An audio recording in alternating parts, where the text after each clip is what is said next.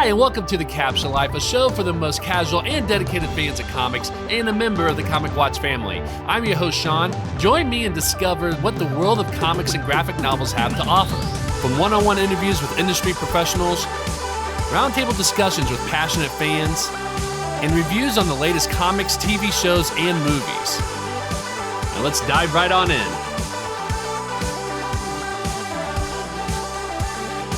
Welcome back to the Captioned Life. This is a comics review episode where we take a comic book issue, run, story arc, whatever, and a guest and I will do an analysis and review of it. Today, we're going to review DC Comics' latest arc of the Human Target that started last year and just wrapped up earlier this week. It is written by Tom King, and artwork is by Greg Smallwood. This series review was suggested by our guest today, so please welcome Anthony Bergamini. Anthony is a writer for Comic Watch. He has a BA in film from SFSU, and he is a fan of all things comics, movies, and TV. You can find him on Twitter and Instagram under the username at Antman0052. Anthony, thanks for joining the show today. Thank you for having me. So, reading your bio here real quick, I wanted to ask you, SFSU, what is that? San Francisco, San Francisco State University. I went to school there. I lived there for 5 years. It was the first really big move away from home, although it was only really 2 hours away from where I grew up. But it really got me into different cultures and different areas of expertise in terms of things I wanted to study. And it also diversified my experiences a lot. I mean, if you've ever been to San Francisco, if you know anything about it, it's really a hodgepodge of a lot of cultures. And where I grew up, it was just a lot of white people. So I really got to familiarize myself with people of all different walks of life. And it was really great experience. And going to school there, getting my film degree, just studying film and the things I'm passionate about, it all really just came out really great. And I couldn't ask for anything more from it. I love that. That's awesome. So do you mind me asking, where were you before you went to SFSU? I grew up in Sacramento, the Sacramento area. And it's just a lot of white people. There's not a lot of culture. Not a lot of diversity. There, right. Exactly. Gotcha. So do you live in Sacramento now, or do you live somewhere else? Now I live in San Diego. Gotcha. So I've just kind of been moving up and down and around of California. Haven't quite left here yet, but it's been great. San Diego's another area where there's just a lot of mixes of cultures, and it reminds me a lot of where I grew up, but at the same time, it reminds me a lot of San Francisco. So it's a good blend of the two. Oh, that's awesome. That's great. Yeah. So let me ask you this. So you are one of our reviewers at Comic Watch. We review comics, but we also review TV shows, film, anime, things like that. With your background in film and having a degree in that, what made you decide that you wanted to review comics instead of TV and film for Comic Watch? I've tried reviewing TV and film for Comic Watch and certain things. I put my name out there to review Ant-Man when it came out. That was kind of the first big Marvel movie, big comic book movie that came out since I started working at Comic Watch. But unfortunately, someone had already claimed it, so I couldn't take over that one. But gotcha. I also just have a huge love of comics. I grew up reading comics. Throughout college, I really got into comics. It was just kind of my pastime for a lot of things, but it also was something I spent a lot of time doing as a hobby. I love going to the comic book stores in San Francisco and going around. And it kind of blended the two together because comics really are just like movies, but not animated. It's right. So it's kind of the same mediums put together. And I jumped on the Comic Watch when I saw that there was writers wanted. I wanted to join and just do whatever I could. So eventually, I think I will talk about films and TV shows. But for now, I've just been writing comic reviews. Awesome. No, that's great. And honestly, I think that's a great thing about Comic Watch is that even though a lot of us write, specifically for a particular medium, it's not really limited to that. Because when I first joined Comic Watch, I was actually a reviewer for TV and films, and then I decided that I wanted to switch over and do more comics related reviews because I really wanted to kind of dive into that a little bit more. But I know that I've always been offered to say, if there was a film or TV show that I wanted to review, that I'm more happy to do that. So that's the nice thing is like, even though we have those particular mediums, we're not ever limited to that by any means whatsoever. So if anybody's listening to this episode and you think you would like to be a reviewer for Comic Watch, definitely apply. I'll make sure to put that in the show notes as well. So if you're interested in that, I will make sure to have a link in that. And we're looking for reviewers all the time: comics, TV, film, anime. We also have, like I think news and previews and stuff like that. So if you're interested and just want to, talk to us about it, or just want to go ahead and apply, I'll make sure to put a link in that. So one thing before we get into reviewing The Human Target, I did want to share that today I went to Geek Meet Indy, which is a local convention that's a one-day around the area that I live. And what's really cool is that since I started this podcast with two buddies of mine, it's really great to kind of see this grow. And I had somebody, his name is Roland, came up to me, said that he picked up a card about the show a couple of years ago. I have these business cards I give out at the local comic shops. He picked up a couple of years ago, and he came up to me and to tell me that he's been watching, or he's been listening to the show ever since, and he really enjoys it. And it's really cool to see a fan that you didn't know you had come up and tell you that. So I just want to say, Roland, if you're listening to this episode, thank you very much. It really made my day. That was really cool. So I appreciate that. So let's get into the review for DC Comics, The Human Target. But before we get to that, Anthony, like I ask every guest on the show, I have to ask you, what is your comic book origin story? What got you into reading comics in the first place? So I grew up with a twin brother. So my mom always had to think of different ways to dress us that were different, and just kind of all this different stuff to make us different. We're fraternal, so we don't look exactly alike, but at the same time, when we're little babies, we're going to look very similar. Right. But she, the main way she did it was I was always Batman and he was always Superman, and so she would either buy us a Batman or Superman shirt, or I significantly remember wearing some like gray sweatpants, and we would put just red or black underwear on the outside just to kind of get the superhero-ness out. And so ever since I was just very, very young, I've been into superheroes. Grew up watching superhero shows. Batman Beyond was one of my favorite. Oh, it's such a great show. Yeah, it's so great. I significantly remember when I was younger reading a comic book panel, and for the longest time I had no idea which comic it came from. And now that I know, it's really obvious. But in the comic, and you're probably going to immediately know what I'm talking about, Spider-Man first gets his black suit, and he realizes that he can like put things inside of his stomach, and like the suit would absorb them and like hold them for him, like his keys or his wallet or whatever. And I remember seeing that in a comic book panel and going, what in the world is going on? Like how does that even work? What's happening with this? And it almost freaked me out. I was scared. I like went to sleep that night being like, oh, is something going to absorb me into the wall or whatever? And I grew up, I started enjoying comics and reading things just based on being part of that world and enjoying that world. And I went back and said, how did I read that comic? I was not even born when that comic came out. It was actually the first appearance of the black suit, and or the first use of the black suit in the Spider-Man comic after Secret Wars. Gotcha. Okay. But I tried to figure it out, and eventually I went on eBay and I figured out it was from a toy. So I actually have it here. I bought this on eBay. That's cool. Yeah, it was one of the old Toy Biz Marvel collection where you have Black Suit Spider-Man, and it came with a comic.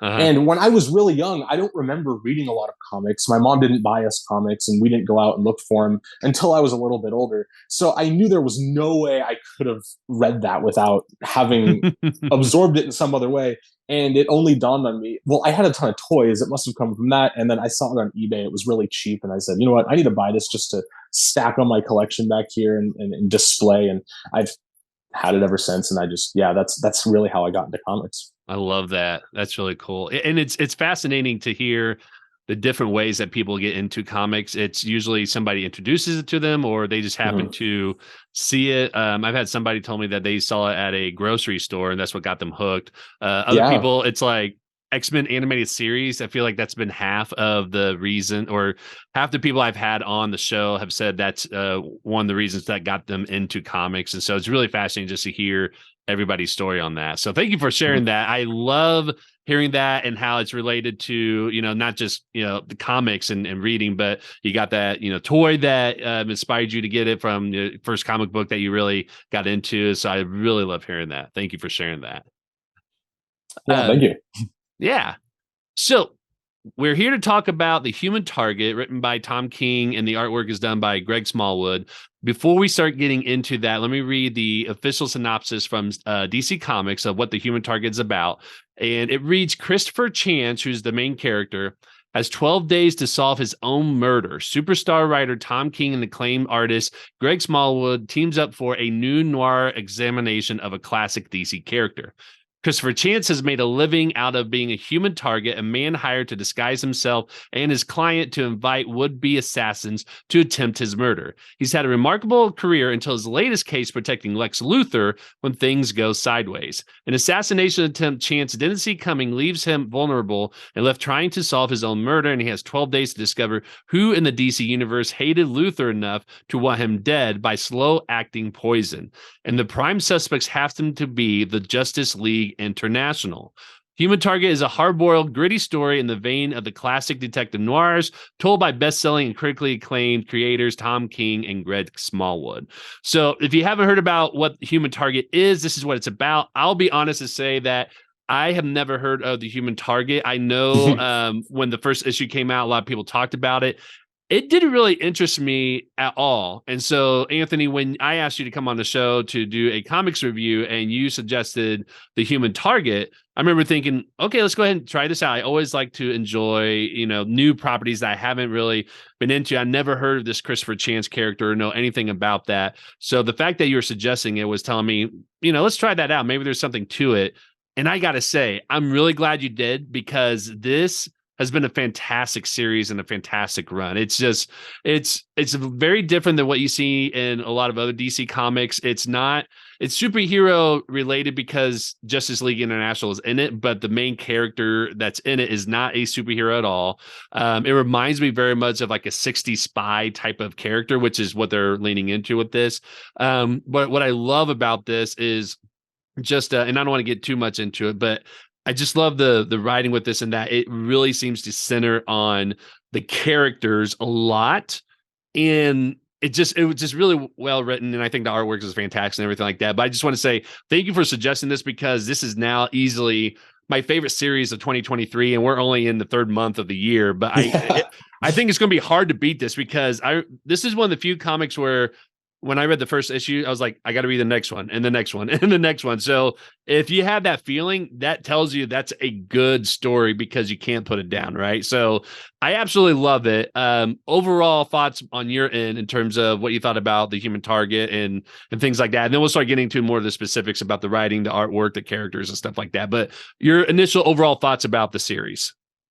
Yeah, I got really into writer Tom King last year. And also just kind of coming out of the pandemic, there was a lot of books that he had specifically made during the pandemic. So it was kind of just a good way to jump into all of his works that were just kind of made there. And one of them that was coming out at the time and just finished a couple weeks ago was The Human Target. And I really admired the series at first because of the noir aesthetic. And I took this noir class in college, and everything about it was just so amazing. I loved watching all the movies from like the 50s about just these hard-boiled detectives, and this book captured all of that. But as the series kept going, just all the nuance and all of just the love aspects, the conversation about death, everything just captured so perfectly by the writer and artist, and I just fell in love with it. And I have to say, I know it's your favorite comic of 2023 so far, but this is actually, now that it's done, I can say it's my favorite comic book of all time. Oh my gosh, yeah. it jumped up the list, and it's hard to get to that list, but it's fantastic. Yeah, it definitely is. Well, and I gotta say that it doesn't surprise me either, because this is a property that lives in DC Comics, so you're expecting, a lot of the superheroes and kind of the DC universe, but I feel like it's such a well-written hidden pocket in the DC universe that it didn't even have to be related to it. I think it gives it a little bit of an edge and benefit and excitement, because it is in that world and you have some of the characters that are from the DC universe that's involved with it. But just the main characters that's involved in this alone could have been its own thing. I think it would have been fantastic. So, yeah, so that doesn't surprise me at all. We are going to get into the writing aspects first, but before we do that, I do want to read some of our listeners' thoughts about the series as well. So let me go ahead and share what Ken from ODPH Podcast said. He said, "The Human Target by King and Smallwood showcases an underrated member of the DC universe in a story that fits the mystery cloud surrounding Christopher Chance daily. It captures elements of the classic Agents of S.H.I.E.L.D. comics while balancing the mental breakdown of events, which has become a trademark for King's writing. Besides, you can never go wrong with a book that punks out Guy Gardner multiple times," which I absolutely agree. Like Guy Gardner in this comic, who's a Green Lantern, if you don't know who that is. He's very central to the story, and it is absolutely hilarious. And we'll get to that a little bit later, but I like Ken's synopsis on that as well. And then Joe Loves Comics said, "The Human Target was a compelling mystery with lots of usual twists and turns you might expect, but filtered through the superhero lens using some great characters to make something intriguing and thrilling, and also gorgeously drawn by Greg Smallwood. I've yet to read the final issue, but I'm very excited to." And then last but not least, Bumpkins TV said, "I think it's a book I haven't read, but I'm very much looking forward to checking it out." I got to say, if you have not read it yet, first of all, if you don't want it to be spoiled, stop listening now, because we are going to be talking about what happens in the story and doing an analysis and review of that. But if there's any series that you want to check out that's not superhero focused, but has some of those elements, and you really enjoy noir, spy thrillers, mystery, things like that, romance, this is definitely a comic I would absolutely 100% recommend that you get. And it is, I think it's rated mature, if I remember correctly. I think DC is like 17 plus, because it is it is definitely more on the mature side of things, but it is a fantastic series. And hopefully, from our conversation from this and from some of the listeners' recommendations on that, hopefully you can go check it out, whether it's going to get the hardcovers or trying to get the single issues or just waiting until it comes out in DC Universe. Definitely check it out. I think it'll be worth your time. I think you'll really enjoy it. So let's go ahead and jump into the writing here. So Tom King's the writer for the Human Target, and I got to share my own personal experience with Tom King. And I don't think my experience is unique, because I've heard a lot of people say the same thing, which I find it really interesting. Tom King is a hit or miss for me. He's written some really fantastic stories I absolutely love. And then there are some stories I've read, I'm just like, I did not like that at all. And it's just interesting, because I feel like there's not a lot of writers that I could say that about. But I'm really glad that he wrote this one, because I think this is probably one of the best works of his I've read. That's just really fantastic. So personally, when you suggested the Human Target, I was going to give it a shot. When I read Tom King, I was like, I'm either going to love it or I'm going to hate it. But not only do I love it, it's probably my favorite of his, and like I said, favorite of the year as well too. But I want to ask you, what do you thought about the writing, and what are some of the elements of his writing in this story that you really enjoy? So a lot of the writing here, especially if you've read a lot of works of Tom King, it's very familiar. A lot of the themes he touches on, the empowerment of certain characters, and even a lot of the way he changes characters from the way you probably knew them. If you look back at his Strange Adventures maxi series that he released, he had a large focus on Alana Strange, who is just normally the casual wife of Adam Strange in the comics. And he does the same thing with Ice here, where Ice never really got the spotlight in any JLI iteration. And now she's front and center. And by the end of the series, she's a character with a ton of agency, and she's very strong, putting Martian Manhunter in his place, which is something you probably think only Superman could do. Right. But he definitely has a lot of those tropes that are on full display here, but I think they're done perfectly in this series.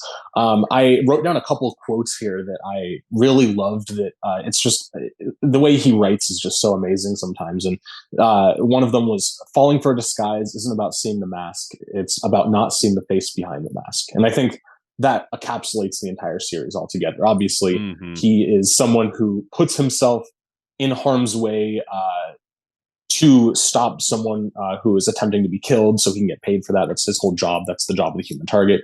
And that kind of describes his job, but it also is a huge foreshadowing for the reveal at the end about who his killer is. Right. About how that person has been putting on this disguise without actually wearing a disguise, because it's just all in the way they present themselves. The other thing he writes in, some of these are from early on, some of these are from later in the series. I don't remember the exact issues, but that's fine. He says wanting something is admitting you don't have it, and he directly references that with Christopher Chance talking about a mentor he had, where the mentor was saying that if you really want life, that means that you're dying. So you if you admit that you don't have it, that means, or if you admit you don't want it, you don't have it. So I mean, right. it was something that really made me sit there and ponder it and go, oh, never really thought about it like that. And then the last one, and this is the one that I don't know if you saw, but in our little Comic Watch chat we have amongst writers, I said that The Human Target was the first book that made me cry in 2023. I think I missed that. It's in the second to last issue, so the 11th issue. Christopher Chance and Ice are laying on their like ice slab in the ocean, and he looks at her and goes, "I got lucky, you know. I won't miss you. I'll just be gone." Right. And that just hit me like I have chills right now that I'm saying it. It was like a gut punch of, and again, that realization that I had to sit there and ponder it and go, he's right. I mean, she's going to have to miss him. They fell in love in this 12-day span. Yeah. And he's going to be dead. So he's not going to be able to miss her. He's just going to be gone. He's going to dread death, and he's going to really look for that. But once he's gone, he's gone. And that just, again, it just tore me apart inside. Yeah. So yeah, that just, man, the writing was so good. Tom King does a great job with dialogue, and you were right that he is a hit or miss writer for a lot of people.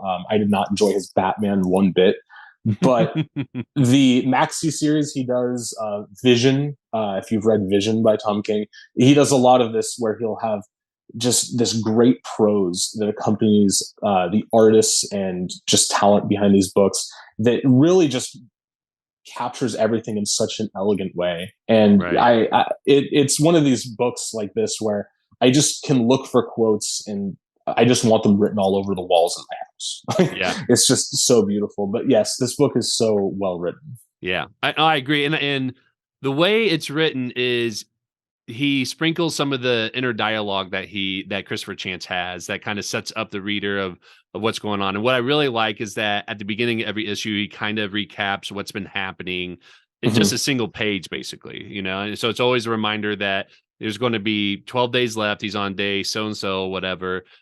He does a great job of using that inner dialogue to kind of fill in the details without it being distracting. And this kind of goes with the artwork of Smallwood as well too, is that it really works well with the panel or the page that's on as well too, because then you can kind of focus on that dialogue, but the images are kind of there to support it. I especially love in this run, what's really cool about this is, again, this is a very spy noir kind of feel to it. It definitely has that 70s feel to it as well with the artwork that's in there, and it was just fantastic. But in every issue, I feel like what happens is you're reading the story, you are seeing one side of things, and going back to what you were saying about the quote of, you know, it's not falling for the disguise but not seeing the face underneath it. The writing is very much like that as well too, because as you're reading it, you're kind of getting that one side of the story, and then when you get to the end of the issue, you find out that it's not really, some of the things are not just happening organically, but Christopher Chance is, again, even though he's a body double, he's also a detective in a sense. That's not his main job by any means, but he's definitely is hired for not only take the hit, but also to help figure out like what's going on and who's doing it. And he's very smart. And you find out by the end of that issue, he's actually the one pulling the strings, because as a body double, he's learned how to manipulate his look so he looks like somebody, but also his voice. He has all these talents and all this knowledge on how to do this stuff. And I absolutely love when you got to the end of that issue, you find out that he's pulling these strings, and you're just like, oh my gosh, like that's so amazing. And it kind of puts you in a little bit more perspective. Like it almost makes you want to reread that issue, because you're just like, do you see that? Like he actually knows what's going on.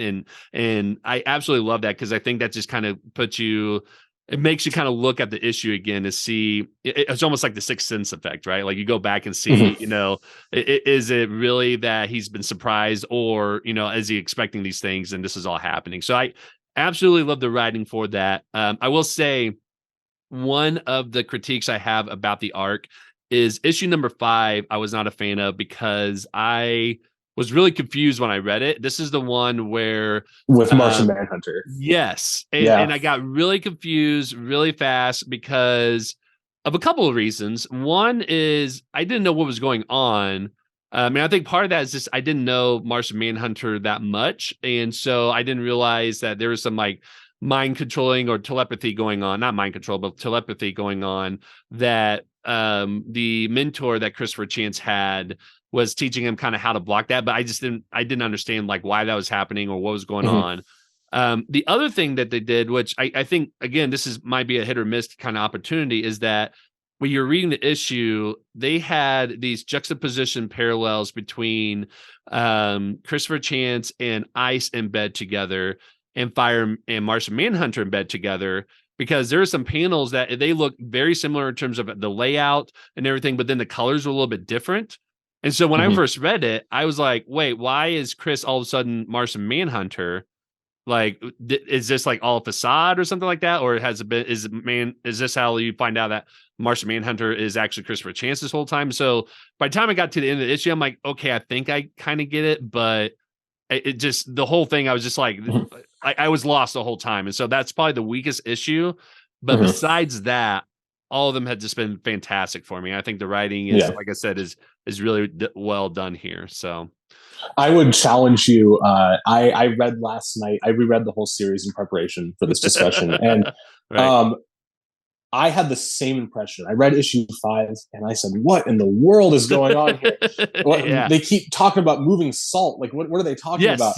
And when I reread it last night, it was actually my favorite issue, because then when you know what's going on and you know the full story, it touches back and forth on the affair with Fire and Martian Manhunter, but also the backstory of Christopher Chance. When you know what's going on, it changes it completely. And I almost feel like that issue at the end, Tom King should have put a tagline that said, "Now go ahead and reread this issue." Because when you reread it, you go, whoa, it's told in such an odd order that the first time you read it, you're probably going to have no idea what's going on. But the second time, I suggest you go back and check it out.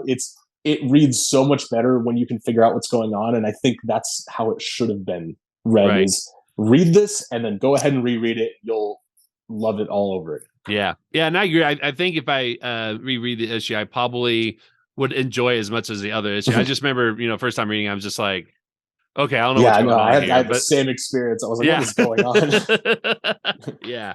So, well, and again, I think part of it is the artwork. They were trying to show that telepathic connection that was happening, but also the events that were happening, because you find out later that, it made it more clear that Christopher Chance also read his mind, right? And so that's what was kind of going on. But just reading it and looking at it, I was just so confused because of how they're trying to juxtapose both of those situations. I thought it was the same scene because it was the same layout, just different colors. And Fire and Ice in the artwork look very similar.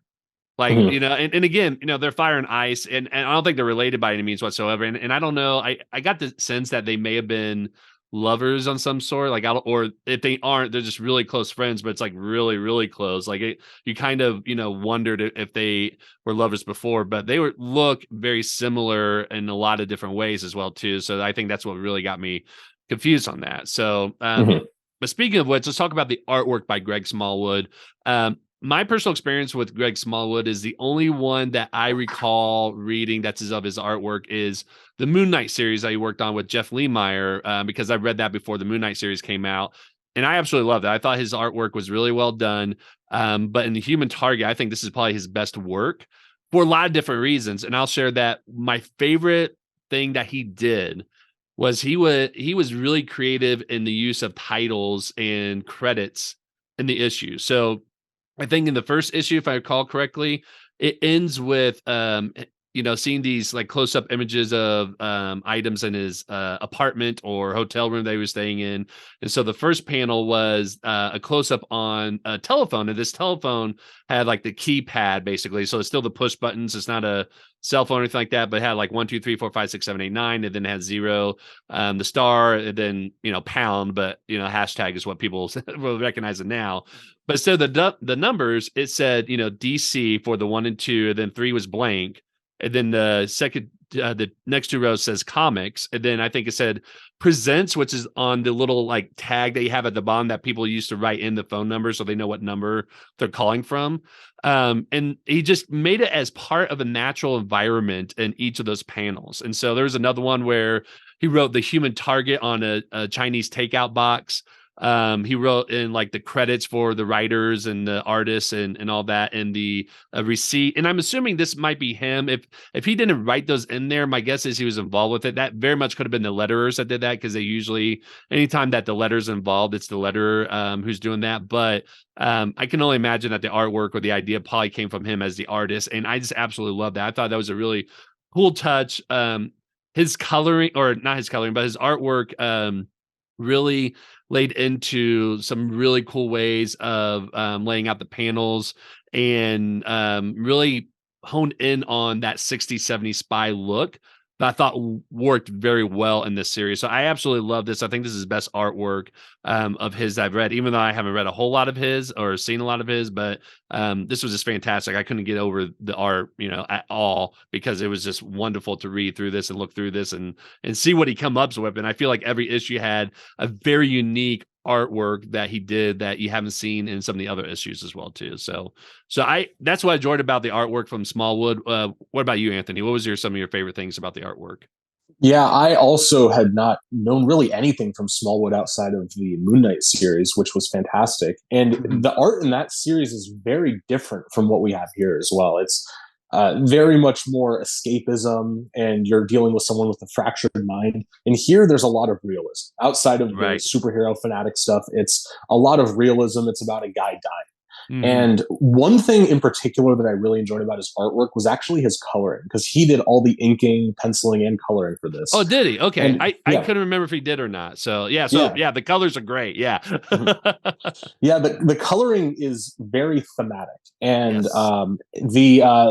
for example, in the issue about Batman, where they are traveling through the desert, and Chance is really paranoid that Batman is going to come find them, or that he's already there watching them.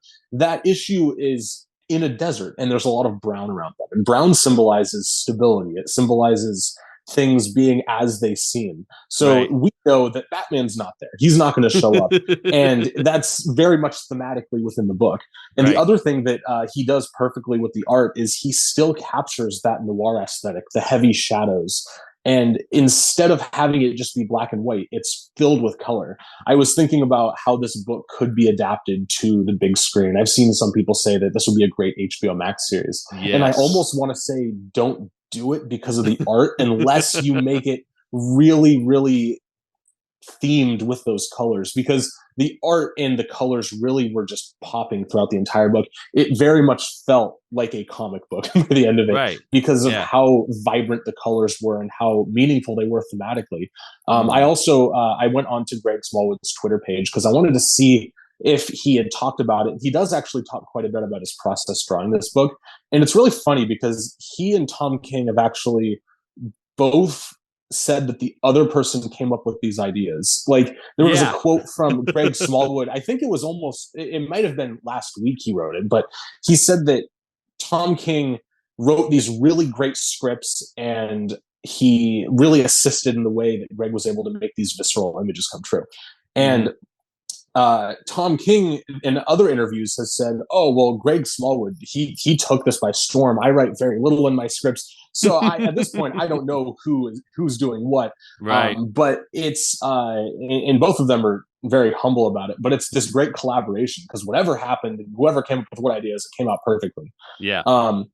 The other thing that Greg Smallwood talks about is that a lot of the body movements, he actually referenced photos and did some tracing to make sure these body movements look realistic. And this book does look, in some ways, photorealistic. Not quite like Alex Ross, but it's the characters feel like people you could meet. The way they're drawn. Ice particularly looks like Ana de Armas. I'm not sure. Oh, it kind of does. Yeah. I'm not sure if that was intentional. I haven't seen any evidence to show that was intentional, but the way her hair is cut and is similar to the way it appears in a lot of movies for her, but even the face. But a lot of this really comes off as just being authentic. And I think that really sells the book in such a nice way of the authenticity of what we're seeing. And it really helps bring us in emotionally for everything. Oh yeah. So you said a couple things I want to go back to is how Greg and Tom kind of credit the other person for a lot of those ideas. I know for a fact, at least Tom King said this in a tweet, because I tweeted this out and said how much I love the tiling part and the artwork. And Tom retweeted that and said that it was all Greg's idea. So if that is the case, then Greg definitely came up with all those ideas of doing those things. And again, genius. I absolutely love that. There's a lot of things about the artwork that I absolutely love, but that one, I just remember looking through this and I was just like, this is just fantastic. I absolutely love that touch on it. Not to get too far off on the issue, but when you were talking about Christopher Chance and Batman and that whole thing. So for those who are listening, we'll get you caught up to speed, because we know that, we haven't really gotten into a lot of, like, we're not doing it issue by issue. We're just kind of talking about more generally. But the idea is that Christopher Chance got poisoned, right? Because he was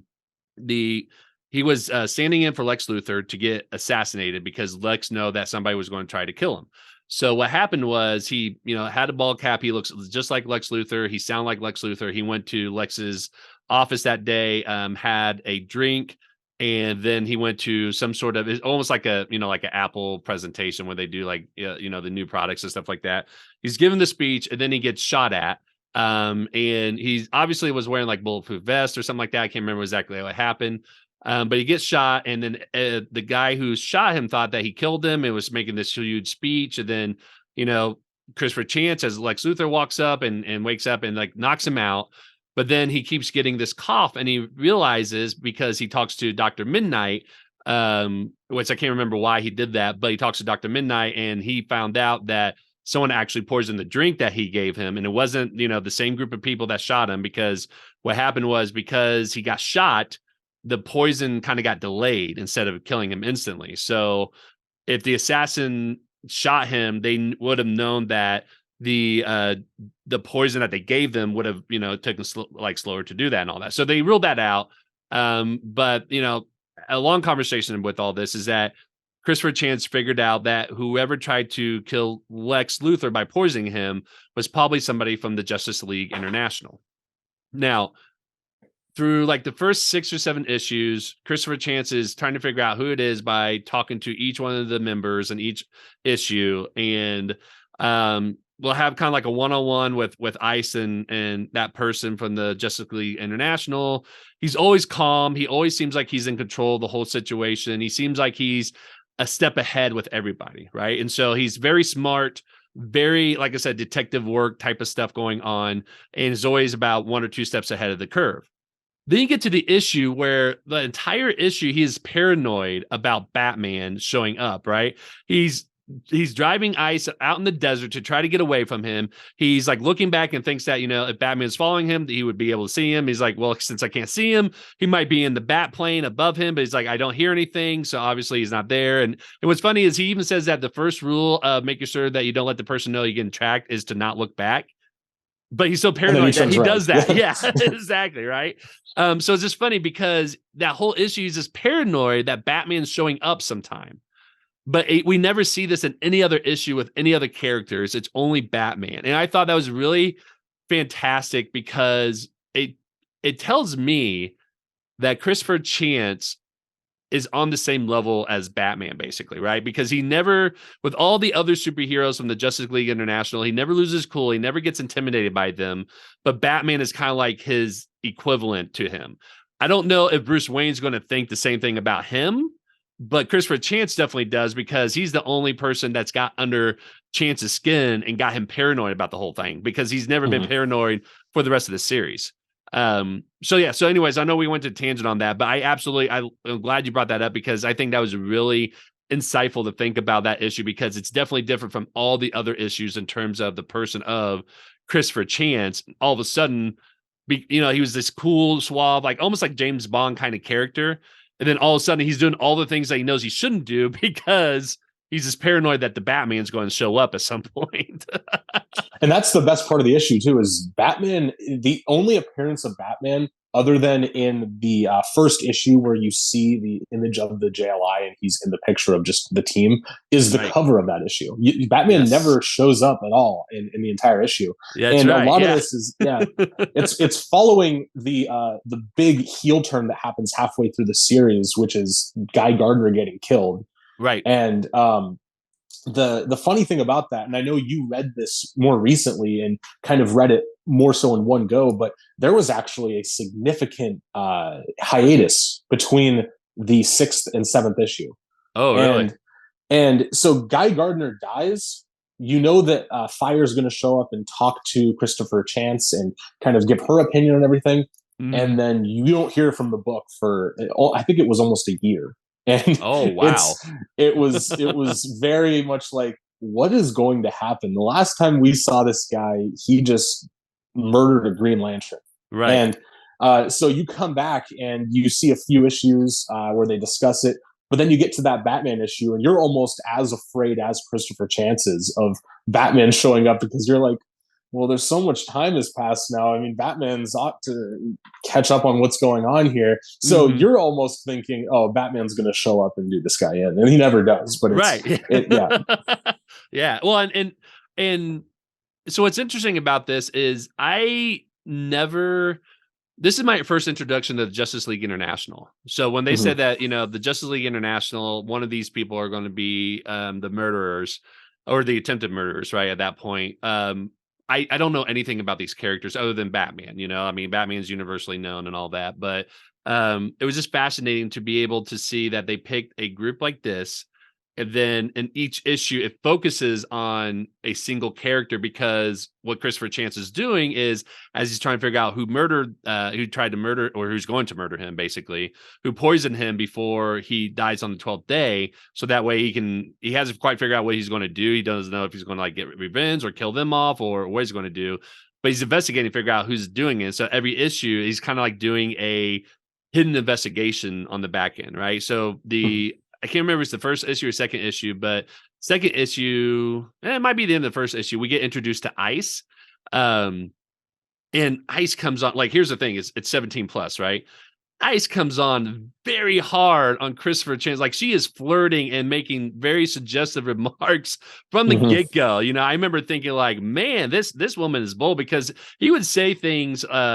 He would say something like, they were in the ocean and they were swimming, and she was like, do you need a break? Because they were like swimming for like 4 hours. He's like, no. He's like, I could do this all night. She's like, I bet you could. Like, very suggestive. And when he drops her off at the house, he said something about, you met all my expectations with all the opportunities you've had and everything like that. So, you don't surprise me because you went above and beyond and all that. And then as she's going in the house, she's like, if you came inside, I bet you there's some more opportunities I could meet, or more expectations I can meet. And I'm just like, damn, she's not like holding anything back, Oh, yeah, not at all. Yeah. So it just like, I was just like, wow, this is cool. But again, as we talked about, by the end of the series, they are completely in love. It's a really great love story. I absolutely love it. It's really fascinating because they go through a lot of the milestones of a romantic relationship in 12 days, right? Like the honeymoon phase, and then the, real honest conversations that they had, the things like, they're kind of in a fork in the road and they have to make a decision if they're going to be together or not and all that. So I really love the relationship, but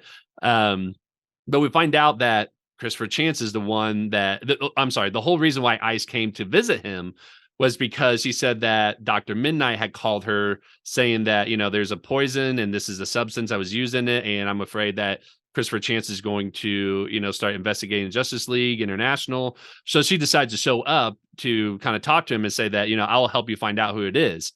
But you find out by the end of the first or second issue that it was actually Christopher Chance using his voice skills as Dr. Midnight, calling her to tell her that to kind of get the ball rolling. So like every issue is like that, where it seems like it's something that happened naturally, but really he did something on the back end to get a member of the Justice League to talk to him about the whole situation, basically, right?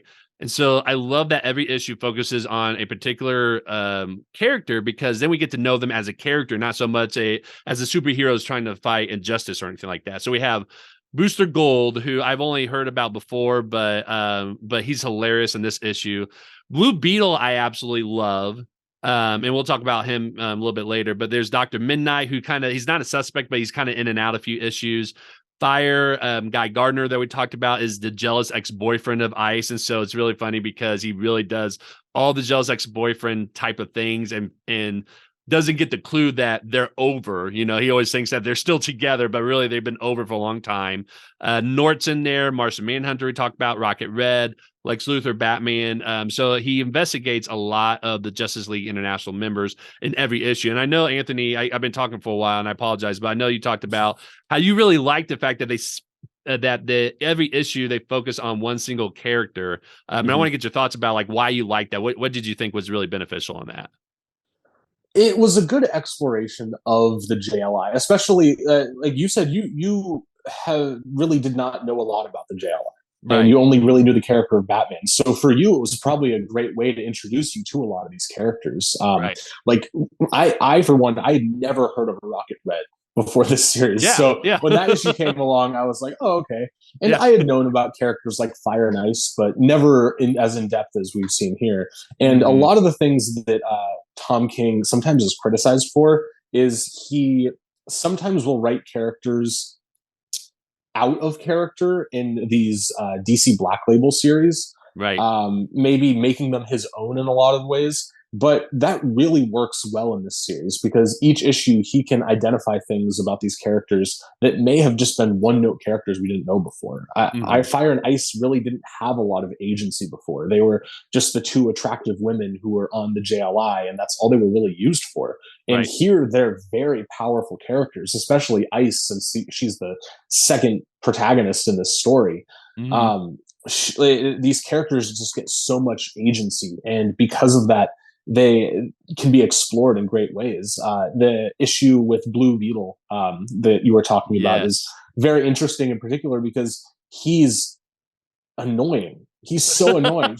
He spends, there's 2 pages, one after the other, where most of the panels are filled with just speech balloons of him talking about whatever. And I can't even remember a single thing he talked about, but he just goes on and on and on. And that was something that, as a reader of JLI or of any of these other series, you may just see him as buddy with Booster Gold, but you never see him just kind of from this aspect. So you get to know these characters in these deep personal ways. And it was so great that he explored them issue by issue to really be able to give these characters their own voice, make them known, with the exception really of Martian Manhunter, because while he was explored in a lot of ways, he kind of was just told about, and I think that's because a lot more people know about Martian Manhunter from like the Justice League cartoon and stuff. But these other characters that are just minorly known, you get these really great individual voices from. So each single issue gets to single them out, make sure they're important characters that you can learn about. And it honestly made me want to go back and read a lot of the JLI books, just so I can, now that I know maybe some about these characters, even though this is kind of an Elseworlds kind of story, maybe I can use that to contextualize some of the stories that have happened in the past. So it was great that he explored these characters individually, just so we could get their individual voices told and know that Blue Beetle is the most annoying guy on the planet, or that Booster Gold really is just that much of an idiot. Right. And so it was fantastic seeing it portrayed like that. Even the Batman issue where he doesn't appear, you learn as much about Batman as you need to know that he is that terrifying to people, and that's Batman. So he's the one person in the group that doesn't have any like superpowers. Exactly. And in one of the most popular, even if you haven't read JLI, I'm sure you've seen the panel where Batman punches Guy Gardner square in the face. It's the most famous panel from JLI. And it was just that this whole book felt like that, where it was just moments that we were just waiting to see from some of these characters. that really got to shine in here. That we're like, oh, finally we get to see this character do this, or this character has a voice here. I before this would never really care about a character like Ice, but after this, I'm like, I hope that Tom King can maybe bring Ice back in some other sequel book he writes or whatever he chooses to do. Just because these characters now are just so unique and well written at the end of this. Oh yeah. Yeah. Well, and you know, I know we're not going to touch in on all the characters and everything that's been focused on, but going back to Blue Beetle, that was definitely one of my favorite character examinations that they did in the series. You said he was annoying. I thought he was funny in the sense that he reminds me a lot like Brett Favre, because what happens was in that whole issue, basically, Christopher Chance and Ice goes to meet Blue Beetle to, you know, Christopher is still investigating, but he's not letting him know that, right? But I think Christopher only asked him one question. I think the question is, you know, who do you think might have tried to poison Lex Luthor?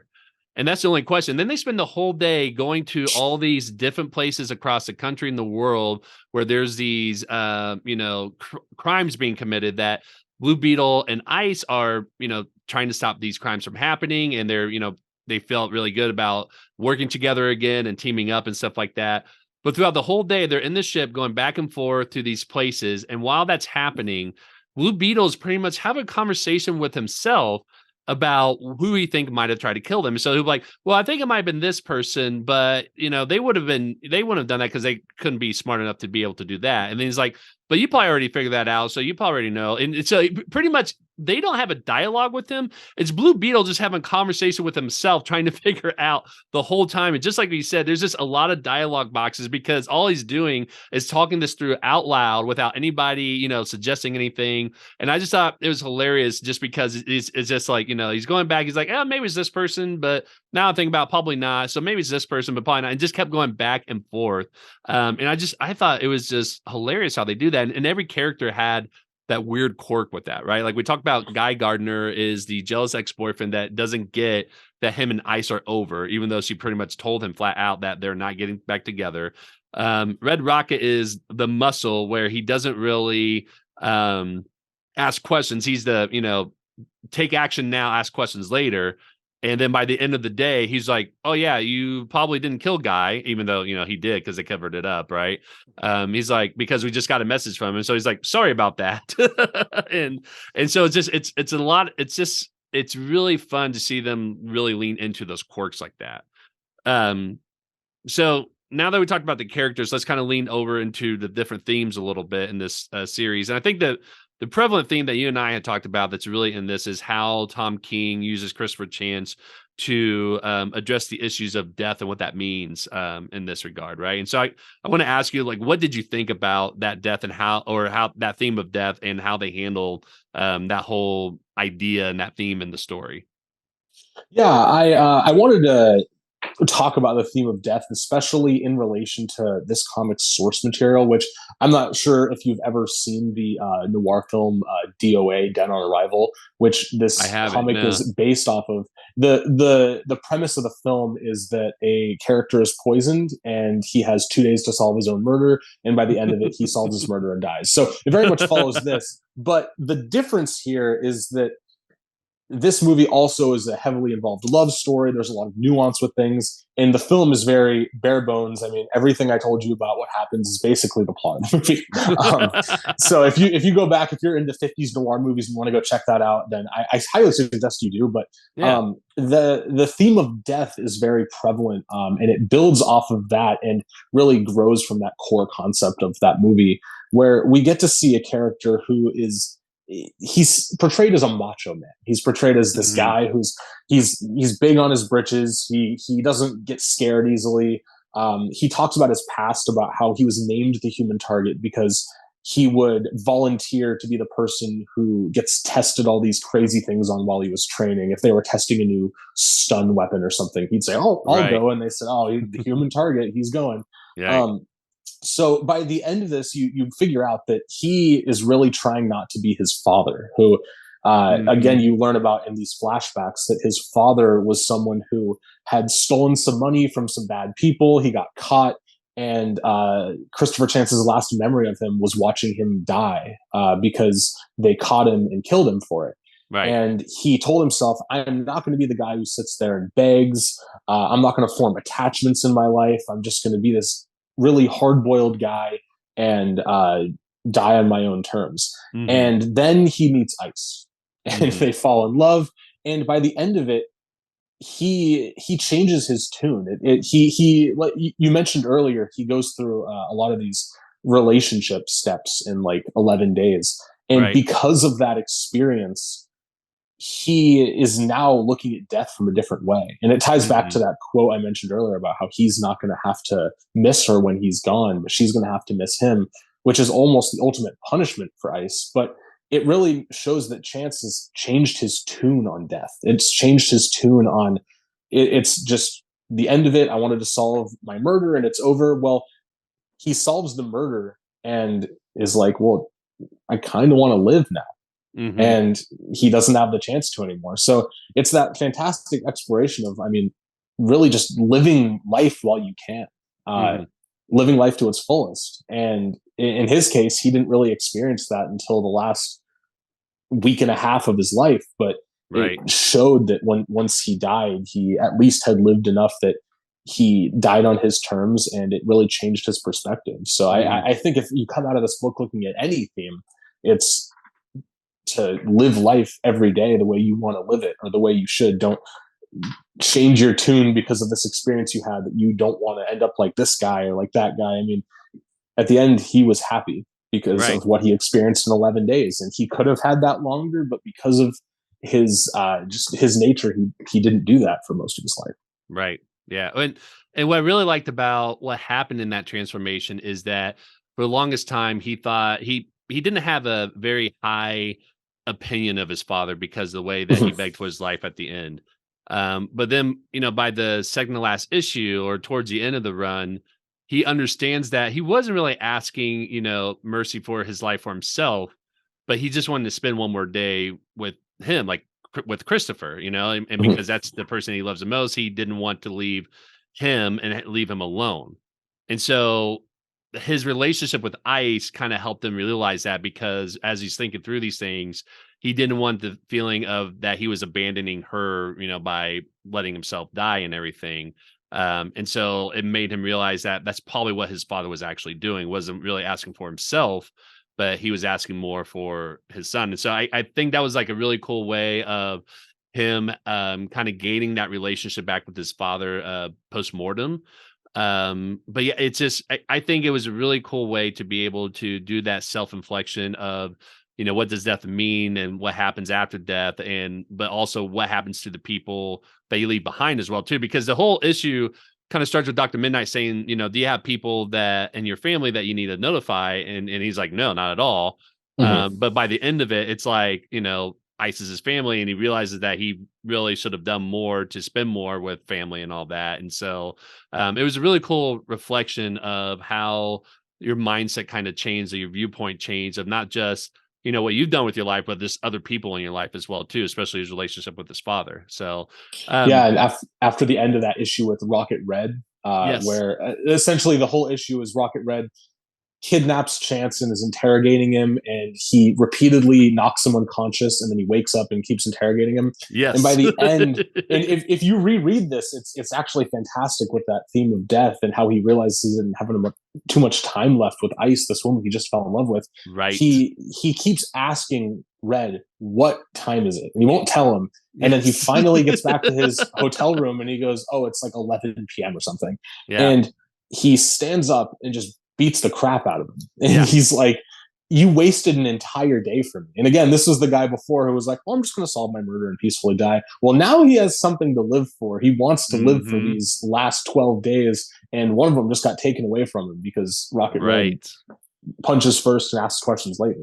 Yes. Yeah. So it's really cool to kind of see that development and that change over time, and how he first, reacts to him dying and how he's still cool. And then every issue, something is happening that's kind of changing his perspective. Right. And we talked about his paranoia with Batman and with Red Rocket, how he's, upset that he lost a day, and just all these things. It just, now he's kind of losing his cool because he's realizing all these things. So and then I have to say, so again, spoilers. So if you don't want this to be spoiled, turn this off now and wait till read it, then come back. But at the end of the series, he does die. It seems pretty final. And first of all, I love how Christopher asked Ice. He said, because the way it works is that you find out Ice is the one that poisoned him, because the whole backstory is that she was killed by, I forget the name of the Overmaster. Overmaster, yes. And the Overmaster was in cahoots with Lex Luthor, and Overmaster was trying to take over the world. Overmaster actually controlled Ice, and then she was able to break away from his mind control, but then he kills her, and then I don't know how they brought her back to life, but they did. And so she and Fire were really upset by that they wanted to kill Lex Luthor. And so by doing that, what they did was they poisoned Christopher Chance by accident. And that's the whole reason why she kind of got involved in the first place, is that she wanted to make sure that he doesn't solve it and like turns her in or anything like that. But she felt so guilty by the second to last issue, or by the last issue, because she falls in love with him and realizes that, everyone thinks that she's a nice and good person, but what she did was not nice and good. And so she's begging him to just, put her out of her misery and to kill her off, because that's what he deserves. But he's like, not at all, because he loves her and forgives her and all that. But he said, I don't want you to go yet, because I want you to do one last favor. And basically what happens is, at the end of the issue, this wasn't a favor, but I like this part, is that she has the ashes of Christopher Chance.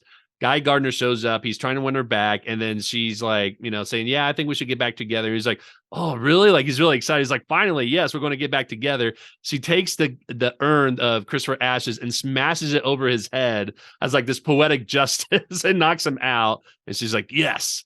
But then at the end of the series, she meets up with Lex, and she tells him that she's looking into who killed Christopher Chance, blah, blah, blah. And, they're having this whole conversation. You find out that he's about to get ready to, he's drinking like a whiskey or something like that, but she put in the poison in his drink. So the last panel is Ice looking like at the camera with like a smirk, saying like, he's going to die now, So it's kind of like this whole poetic justice type of thing. But I will say that one of the things I'm really sad about is that it seems like he's not coming back. So I'm wondering, is this the end of the Human Target Christopher Chance, or is he's going to come back somehow, or are they just going to kind of, reboot the whole series somehow and say like, he died, but this is like a different universe or whatever. But like, I really want Christopher Chance to come back into the DC universe. And this series seems like he's not, at least there's no plans for it. So I'm kind of curious what they're going to do with that character. I don't know if you had any thoughts about that. Well, it's a DC Black Label book, so a lot of it is out of continuity, and it probably isn't part of continuity anyways. That makes sense. Yeah. The one interview I was listening to from Tom King is he makes this joke about how the Human Target actually has had 2 TV series. One of them was in, I think, 2005, and one was quite a bit earlier. Okay. But he's had like one more TV series than Aquaman, and he's had the same amount of TV series as The Flash, but nobody knows who he is. Right. And this book has been like Eisner nominated. Now that it's over, I'm sure it's going to win plenty of more awards in different capacities. But right. I think that you're exactly right. A lot of people are going to know who Christopher Chance is, and they're going to want him to come back, and so they can explore this. And there was a great Vertigo run by Peter Milligan about Christopher Chance, the Human Target, where a lot of these different themes or different ways you can talk about this character are explored. So he's definitely a very useful character, and I think that it's really great. And I think Tom King just really wanted to kill him off because I think the realism aspect of it, at least, is that you can't just say, oh, well, all this happened and now he's going to live happily ever after. Well, right. No, I mean, it's a book about death, and he's going to die, and he does. And it's weird because that last issue, I wasn't expecting this, but the last issue, he's dead the entire time. The issue starts with him laying down and going to sleep, and he's dead. Yes. And the entire last issue, he's not really a part of. He's mentioned, but it's you kind of get flashbacks. But it really solidified at that point that he's not gonna just walk away from this. He is the Human Target. He's known for that. He's known for the mask comes off and he walks away at the end. And you could probably make an argument for his his companion Luigi, the guy who owns the Yes. store that he lives above. Oh, maybe Right. he's going to take off a mask and be Christopher Chance the whole time. But I think that it would really cheapen it if he didn't die, just because the story is ultimately about that. Yeah. Yeah. I mean, that's the thing is like he went through this transformation because that's what happened. So it's if he hadn't died or if he figured out a way to get out of that, it kind of unravels all the processes and things like that. And I know you can say that we know he's still a changed person, you know, like look, it's what I call the Scrooge effect, right? Is, you know, he went through this whole examination and now he's changed and everything. But I even though I wanted Christopher a chance to come back, I did like how they ended all that because it still goes along the lines of how Christopher is thinking like 2 or 3 steps ahead. He still has an effect on people's lives well after he's gone. And I absolutely love just how they wrap that up because I think it kind of gives that somber experience for the reader, but also it wraps things up nicely in terms of what started this whole thing. And that's, you know, Ice being killed by Overmaster that was brought in by Lex Luthor. And so it's like it started with the assassination attempt of Lex Luthor and it ends with the actual assassination of Lex Luthor, even though we don't see it on page. It's definitely heavily implied, and he's definitely going to die. So, yeah, and it's as much about his death as it is about giving Ice that agency that she had so much wanted. Because the thing that happened right before she was killed by the Overmaster, she says that for the first time in her life, she was out of someone's control, and she was going to stand up and use her full abilities. And as soon as she came to that revelation, Overmaster killed her.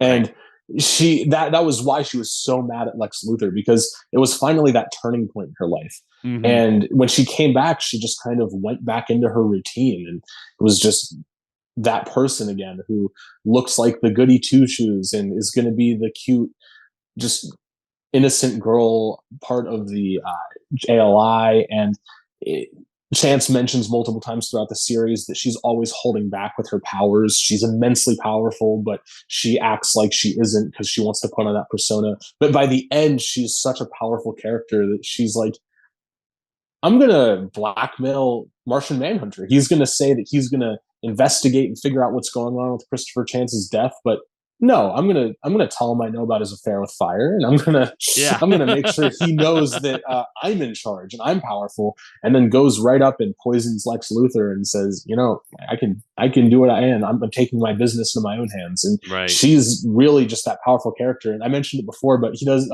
Tom King does the same thing with Alana Strange in Strange Adventures, where he takes this character that was in the background for so long and really gives her agency. And by the end of that book as well, you realize, oh, this book has almost been about her the entire time. Right. And that's exactly right. With same thing with Ice, even though she's not the main protagonist, the story is definitely about her as much as it is about Christopher.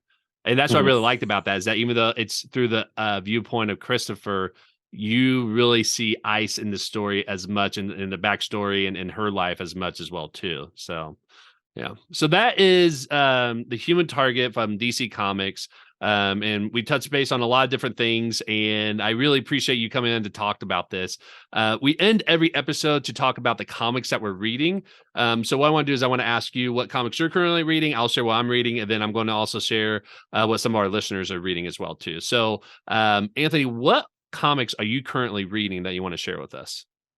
I reread Public Domain, the Chip Zdarsky Substack book. That book is just so great. I read it for the first time on an airplane, and that was another book that I read, and I was like, why am I so emotional about these things? It's so great. So I reread that recently. That's one of those books that I know I'm going to have to reread every couple of years just to remind myself why comics are so great. I also I recently wrote an article on Action Comics 775. What's so funny about Truth, Justice, and the American Way.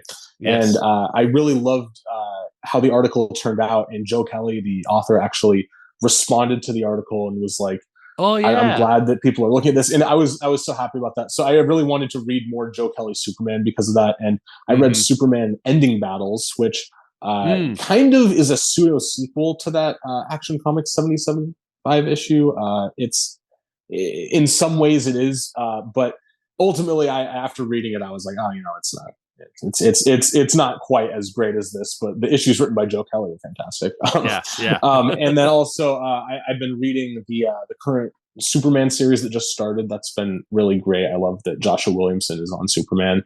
And it's kind of the first time in a while that DC Comics is firing on all cylinders with Batman and Superman, which is usually one's really good, one's not so good. But right now, I mean, Joshua Williamson, Chip Zdarsky, I mean, on these two like flagship titles with Batman and Superman, it's like, wow. So I go through phases of comics, and right now I'm really into DC. There's not a ton of Marvel I'm reading right now, but if you ask me in 6 months, I'd be reading just all Marvel books.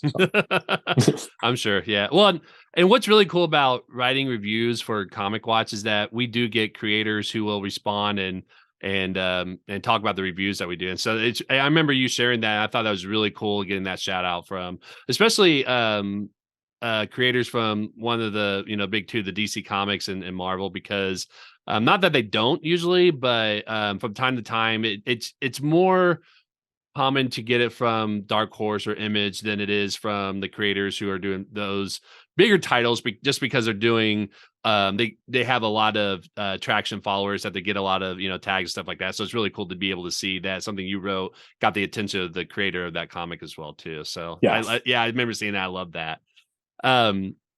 Two books that I'm currently reading. One I'm getting ready to read, so I'm not reading it yet, but it's on my next to-do list, is Batman One Bad Day Clayface, which all the One Bad Day Batman comic series have been fantastic. I absolutely love it. I know some people said like there's some better than others. Yeah, but every one of them I've read, I thought they were really well done. I especially love, I think my favorite one right now is the Penguin one, because I think that one kind of gives you a little bit more insight on how Penguin is critical with Gotham City. And just, I don't want to get too much into it because I don't want to like go down that rabbit hole, but that's definitely been my favorite one so far. But I've heard really good things about the Clayface one. So I'm looking forward to doing that one and reading that one.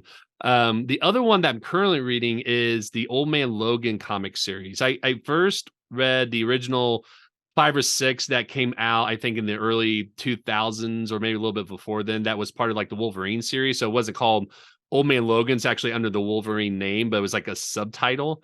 And I really enjoyed that, except for the last issue. I thought the last issue like kind of hit a little weird, but that's because that's how they ended it. And then the not current, but the one I'm currently reading, Old Man Logan series, that's written by Jeff Lemire, and I forget who does the art for that one. They continue that story basically, and I absolutely been enjoying it. Right now I'm in the Last Ronin part 2 of the story, and it's a lot of fun because it's Logan, it's Wolverine kind of in that world of what happened in that dystopian future, but he actually travels back in time again. Like, I don't know how many times he travels back in time, but that's what's happening here so far. And I still haven't found out, why or who sent him back or anything like that. But it's just really interesting. I really enjoyed the story so far of how they're showing him going back to try to stop a future from happening, but he's realizing that the past he went back to probably isn't his past. So he's still trying to figure out like what he needs to do here. So I've heard a lot of great things about Old Man Logan. I've just been reading that and I've been hooked on it. I think it's been a really good story so far. So let's go ahead and share what some of our readers and some of our staff from Comic Watch are reading. B Rats from Comic Watch said, I'm reading the New 52's Earth 2 saga stuff, starting with the Batman Superman arc from Greg Pak and Jay Lee. After Hickman's finished with the Ultimate U revamp, DC should snag him, and some other talented writers revamp the Earth 2 DCU. So much potential. They just need the right talent to mine it to its fullest. I've read, the only New 52 stuff I've read has been the Batman from Scott Snyder and Greg Capullo. Have you read any of this stuff, Anthony?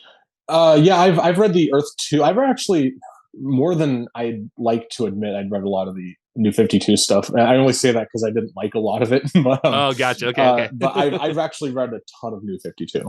Gotcha. Yeah. The only one I've read was, or at least to my knowledge, is the Batman one. Then I read Flashpoint, which I think was supposed to be where the reboot was at as well too. I've not read any of the Earth 2 stuff. I know Superman, Batman, Wonder Woman has like the Earth 1 series that was out, and I can't remember if that's part of New 52 or is that something different. The Earth 2 books follow I think they start with the traditional versions you understand, and then it transitions with Jay Garrick and Alan Scott, and kind of different versions of the characters. It's actually really interesting because it ties in with a lot of the bigger universe stuff they were doing with New 52. It's one of the series I actually really enjoyed from New 52. So gotcha. Okay. And then Tyler Davis from Comic Watch said, I'm getting started on Tynion's Batman, Jeremy Adams' Flash, and reading Akira. I've never seen the movie, so it's completely blind read for me. Yeah. And I don't think I've read those either, but I'm be interested to see what Tyler says about that. Have you read those? Well, I've seen Akira. Okay. I've heard that the manga is actually not vastly different, but it really goes into depth with a lot of the stuff that the film doesn't cover. So that's really interesting. I skipped over Tynion's Batman, but I'm not sure if he's referring to the Batman run or the Detective Comics run. Gotcha. Tynion's Detective Comics is great. I actually met James Tynion when he was writing Detective Comics, and he loved writing that book so much. That was like his child, and just that's a great run. So I hope he's referring to that. Yeah. Oh, that's cool. Yeah, I've read some of James Tynion's stuff as well too. I think he wrote the Batman Ninja Turtles crossover, I think, if I remember correctly. I think he did, yeah. Yeah, and I absolutely love that. So, and I know, I'm really bad at remembering the writers and the comics I wrote and all that. So I know I've read some of his other stuff. I just can't remember right now. So, in our Discord, which again, if you're interested in joining the Discord, I'll put the link in the notes as well too. But in our Discord, Wally said, "Over My Dead Body" by Sweeney Boo to get ready for her run on Harley Quinn and Flashpoint, which I just started. Which I love Sweeney Boo. She's actually been on the show to talk about Eat and Love Yourself, which was a book she came out with, I think 3 or 4 years ago. And I have seen her talk about Over My Dead Body, but I have not read that yet. Are you familiar with Over My Dead Body or any of her work with Harley Quinn? No, not particularly. Gotcha. Yeah, her art is fantastic. I absolutely love her art. She did a lot of the Captain Marvel. It was like the kids comic. I think it's just like Action Comics is what it's called. But her art is fantastic, and I've heard nothing but great things about Over My Dead Body. So I definitely want to read it at some point.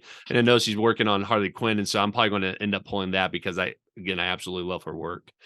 Joe Loves Comics said Invisible Kingdom from Dark Horse / Berger Books by G. Willow Wilson, who G. Willow Wilson is absolutely fantastic. And Chris Ward also reading On a Sunbeam from Avery Hill Publishing by Tilly Walden and catching up on various polls. And then ODPH Podcast said they're currently reading Rogue and Gambit #1, which he says excellent story focusing on one of the X-Men's most famous couples. I got to put that on my pull list. I have not read that. I have not read any Rogue or Gambit series, but oh yeah, you're gonna want to go back and catch up on some stuff for that one. I know that Mr. and Mrs. X, and there's a lot of stuff with Rogue and Gambit that's happened, but it's good. I really enjoy that as well.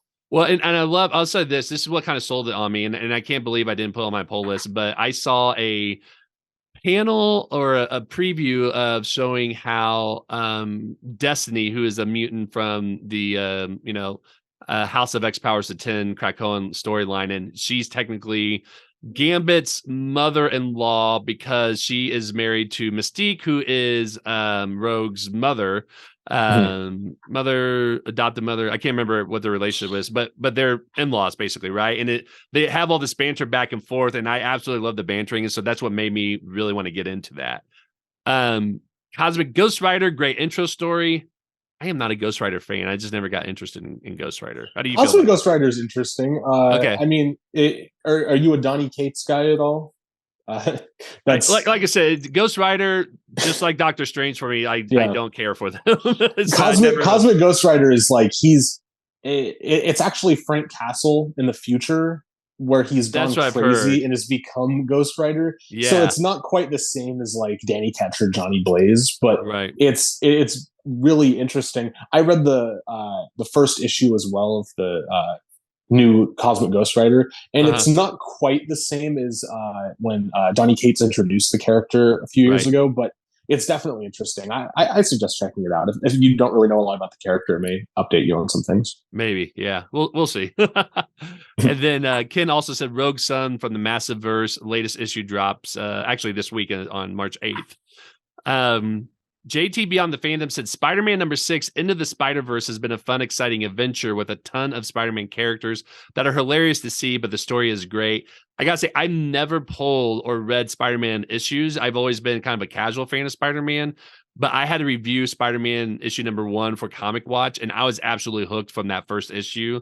I ended up pulling this series. Have you been reading this series at all? I am a huge fan of Mark Bagley on Spider-Man. So Yeah. art-wise, I am completely sold. Dan Slott is a hit or miss for Spider-Man for me. There's some really, really great stuff, like big time. And then there's some stuff where I'm like, I don't really care for it. And one of those things just happens to be Spider-Verse. I know that's like universally loved, but for me, I've kind of been on the outskirts of it. That being said, I think the current Spider-Man series actually is pretty fun. It's because it's really just showcasing all these different versions of Spider-Man. And I don't remember which issue it was, but they talk about the Spider-Man that was accidentally called the wrong name by Stan Lee in one of the original. Peter Palmer. Yeah. Yeah, exactly. Yeah, no, it was a fun callback, and Dan Slott is so well versed in his Marvel knowledge. And it's so if you're reading that book, you have to be so invested. You have to know a lot about Marvel to get a lot of the inside jokes, but it's really fun because of that. Yeah, and not just that, but Spider-Man was one word and not hyphenated when Stan Lee wrote it. Like, so it's really funny because when you look at that, it was like two different from that first issue that they had Spider-Man. It was like two different story writers writing it, and you know, Peter Parker and Spider-Man was hyphenated in one of the stories, and then when Stan Lee wrote it, it's Spider-Man one word and Peter Palmer. So what they did was they brought this person in as Earth 616 Beta's Spider-Man, basically. And what's really fun is that the artwork that that you were talking about by Bagley, he made it look like the original 60s character that lives in the current day style. So like his style is definitely 60s reflective, but it's definitely out of place with everybody else. And so it's fantastic. Yeah, it's kind of like the Spider-Verse movie where they all the different versions of Spider-Man come together, but they're still in their own animation styles. Right. Yeah. So no, it's really great how they do that, and I'll never get over Bagley on Spider-Man. Ultimate Spider-Man is so fantastic, and just Bagley was meant for Spider-Man. I know, and not to get too far off, but there was an issue where they teased that Tom Holland's Spider-Man was going to be part of this somehow. I saw that. Yeah. And I haven't seen it show up yet, so I wonder if he's going to show up in the future. But it's like they teased probably that. Like the last issue, yeah. Probably, yeah. So the fact that you know they mentioned it once and then they haven't brought it up again, like I don't know if it's just going to leave it like that as like kind of just a hey, we're going to include this because why not? Because it's the Spider-Verse type of thing, or if he's going to show up like at the end or something like that. So yeah. And then on Twitter, at Marty Stokes said been reading through Teen Titans Academy with his daughter, Flash, also reading Flash 2016, Josh Williams run, and reading the King in Black full event with tie-ins, which that is a commitment. I haven't read that yet, but I know that there's a lot in there. Oh, that's dense. Yeah. Because I looked up on Marvel Unlimited, and I was just like, "There's a lot of tie-ins with this." Yeah. So and then the whole backstory. You have to read the entire Venom run from Cates and Stegman just to understand what's going on in it. So that's a tall order. I know. Yeah. So yeah, good luck with that. And then at Year of the Loser, which that's a great username, by the way. I'm currently reading Stargirl, The Lost Children, while it felt like Jeff Johns was reeling in previous work from the story from Flashpoint. The artwork by Todd Nuck and Matt Herms was amazing. Whatever they were paid, double it. So that's a high praise if you're telling them, get paid twice for their artwork, so great. Well, thank you everybody for sharing what you're currently reading. Anthony, thank you very much for joining and talking about The Human Target. I had a blast. I'm glad you suggested this, and I'm glad we got to talk about it. Before I let you go, where can everybody find you and your work online? At Antman0052 on most platforms. I was really heavily making TikToks last year. This year, I've kind of just been making one or two on the weekends and sometimes even more inconsistently, but I've also been making them for the Comic Watch TikTok page. Yes. And they're fantastic too. I really love your videos there. Yeah, I really want to talk more about comics and shy away from the movie discussion. So I'm trying to just hone in on exactly that specific thing. But I don't have a huge online presence, but I am actively writing as many reviews as I can per week with Comic Watch. And I try to stay active on Twitter and talk to different creators and stuff. And I'll be at San Diego Comic-Con as well. So awesome. Well, what I'll also do is I'll put a link to your work at Comic Watch, so that way if people want to read your reviews for comics, they can click on the link in the show notes as well. So awesome. Well, thanks again, Anthony. I really appreciate you joining the show. All right. Yeah. Thank you so much. And that wraps up another episode of The Captioned Life. Don't forget to hit the subscribe button. You can follow us on social media at Captioned Life. For more information about us and all of our previous episodes, visit thecaptionedlife.com.